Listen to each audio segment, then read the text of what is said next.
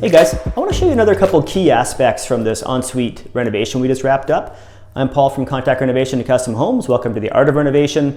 So here we have a great double vanity setup here. It's a wall-mounted unit with a floating shelf below. It's a very simple and clean design, but very elegant at the same time. We have these great millwork details that tie in well with these circular backlit mirrors. We also have over here kind of a makeup area. So it's a dry area, so no sink, but again, it's laid out to be able to sit there and have a nice little workspace.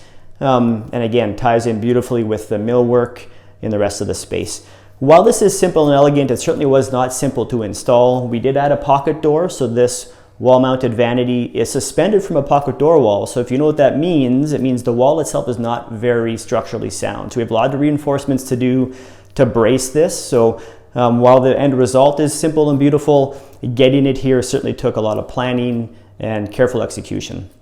If you have any questions about your project or perhaps this one, please do reach out. I'm Paul from Contact Renovations. Have a great day.